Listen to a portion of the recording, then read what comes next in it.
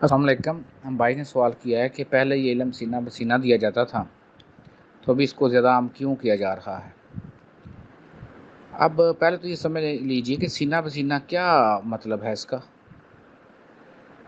इसका मतलब ये था कि ये जो इल्म है इसको आप तहरीरी तौर पर नहीं दे सकते, और देंगे भी तो समझ नहीं आएगी, और ये आज भी इल्म वैसे ही है।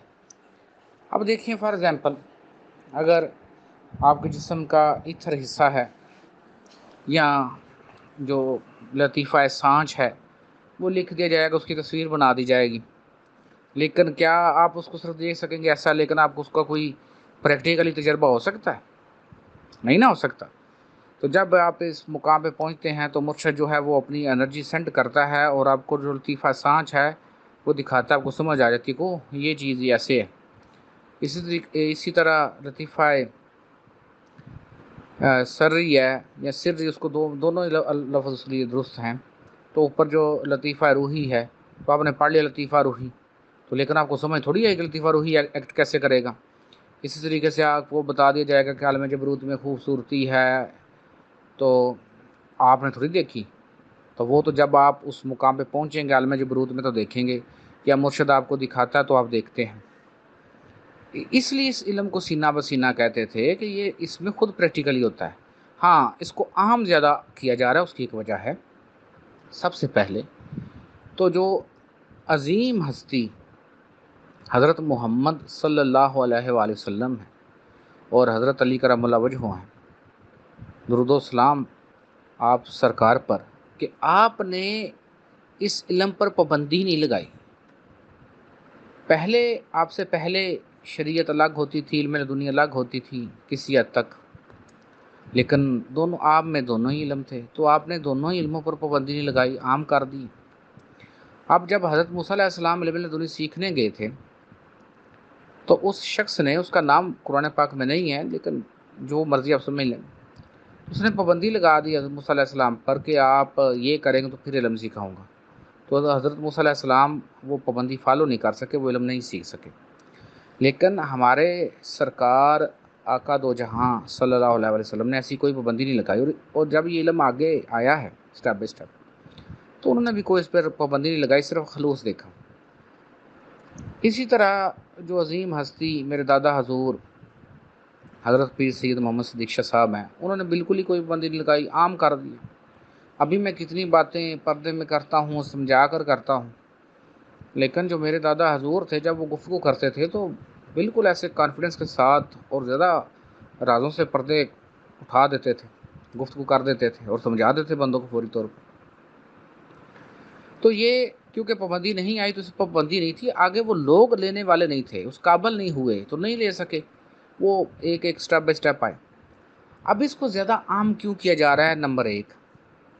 दो नंबर पखंडी जो पीर हैं या दो नंबर उलमा और मौलवी बने हुए हैं, उनको ख़त्म करने के लिए, कि जो जिन्होंने अवाम को वर्गलाया है। और मैंने आगे भी कहा है कि अवाम तो समझती है कि तवीज़ देने वाला बहुत बड़ा वलीउल्लाह है, वो हो फ़ायदा हो या ना हो, वो फ़ायदा भी कानून के तहत होता है। अगर आप उसका सबकॉन्शियस उसको मान लेता है, कबूल कर लेता है, तो एनर्जी उतनी आपको मिल जाती है, वो काम हो जाता है। अगर नहीं करता तो नहीं होता। लेकिन इसको आम इसलिए किया जा रहा है कि फ्यूचर में जो साइंस है वो भी तरक्की कर रही है, और आपकी जो नई नस्लें हैं वो आप पर सवाल उठाएंगे अगर आप इसको नहीं समझाएंगे। सवाए इस हकीकी इल्म के आप अपने नई नस्ल को मुतमिन कर ही नहीं सकते। आप उनको जितनी मर्जी दलाइल देंगे वो नहीं मानेंगे, उनको समझ नहीं आनी उस बात की। तो जब इंसान के अंदर खुद ही एनर्जियाँ पैदा हो जाती हैं, नूर पैदा हो जाता है, रोशनी पैदा हो जाती है, और उसको इंसान को समझ आती है कि मैं मिट्टी का जिस्म नहीं हूँ, मैं तो कुछ और हूँ, तो वो इंसान जो है वो काफिर नहीं कभी भी बन सकता है। सवाल ही पैदा नहीं होता वो इंसान काफिर बन सके। जिसको यकीन हो जाए इस बात का कि नहीं मैं मिट्टी का जिस्म नहीं, मैं रूह हूँ। क्यों? कि साइंस रूह नहीं मानती। बाबा जी ने अपने दौर में भी काफ़ी जो साइंसदान थे उनके साथ मुनाजरा किया और उनको समझाया, और आज भी कुछ साइंसदान काफ़ी ज़्यादा हैं जो उनको सलाम भी करते हैं और उस दौर में भी सलाम करते थे। वो इंशाल्लाह फिर किसी दिन गुफ्तगू इस मौजू पर रख लेंगे। लेकिन अभी आप समझिए कि इसको ज़्यादा आम करने की ज़रूरत क्यों है, ये आपकी अगली नस्लें आपसे पूछेंगी। یہ فلاں چیز ایسے کیوں ہے، فلاں چیز ایسے کیوں ہے، میں اس کو کیوں مانوں، میں اس کو کیوں نہ مانوں، میں مانوں ہی کیوں، میں اس کو پریکٹیکلی کیوں نہیں کروں؟ تو پھر اب کیا جواب دیں گے؟ آپ اپنے ان 100 کارڈ جوابوں سے، 100 کارڈ دلیلوں سے اپنی نیکسٹ جنریشن کو قائل نہیں کر سکیں گے۔ ابھی آپ کے سامنے موبائل آ چکے ہیں، جدید دور آ چکا ہے، ہر موضوع پر گفتگو ہو رہی ہے، تو آپ اپنے بچوں کو کیسے سمجھائیں گے، کیسے ان پر پابندیاں لگائیں کہ نہیں تم یہی کرو، تم یہی کرو؟ آپ کو علم ہونا چاہیے، تبھی آپ ان کو سمجھا سکیں گے۔ اور ہماری جو نیکسٹ جنریشن ہے وہ دیکھ لیں موبائلوں میں کھو گئی ہے۔ اب روحانی بندے جو ہیں وہ موبائل کا کیا استعمال کرتے ہیں، بڑا پازیٹیو استعمال کرتے ہیں، لیکن جو نئی نسل ہے وہ موبائل میں کھو گئی ہے۔ جب وہ موبائل کے اندر کھو گئی ہے تو اس کی صلاحیتیں کہاں جائیں گی؟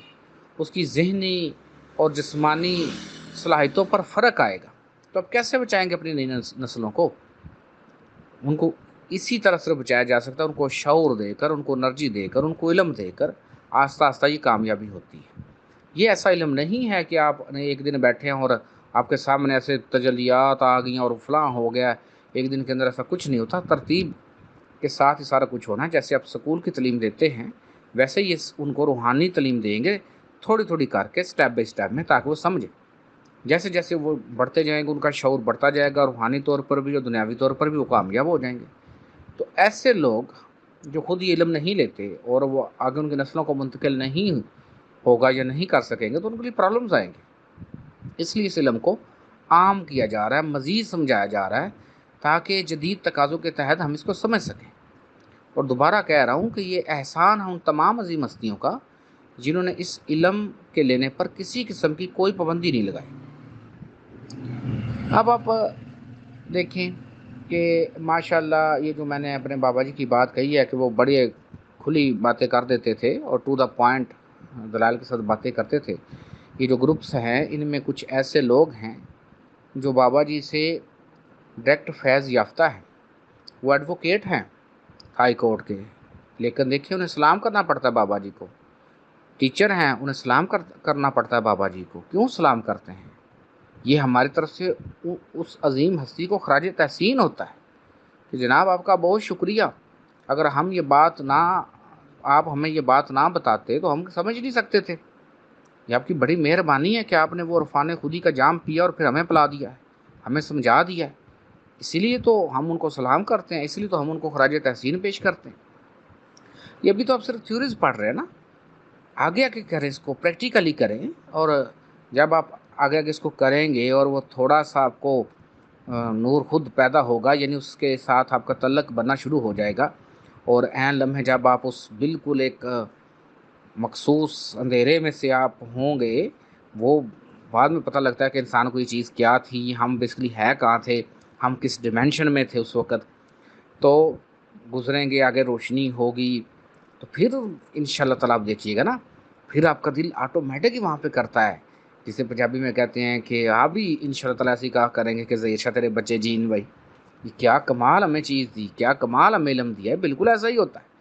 دیکھیں میں اپنے بابا جی سے پیار کرتا تھا، ان کا ادب کرتا تھا، لیکن باتوں میں سیکھی ان سے، لیکن جب وہ میں نے خود پریکٹیکلی جب چیزیں کی اور جب وہ چیزیں انسان کے اندر پیدا ہوتی ہیں، پھر خود بخود ہی سر ان کے احترام میں جھک جاتا ہے، الگ سا ایک پیار ہو جاتا ہے ان سے، ادب ہو جاتا ہے کہ آپ نے کیا کمال چیز مجھے دے دی ہے، جو نہ ختم ہونے والی ہے، جو ہے ہی حیران کن چیز۔ آپ اس کو کریں تو صحیح، آہستہ آہستہ انشاءاللہ تعالیٰ آپ دعائیں دیں گے۔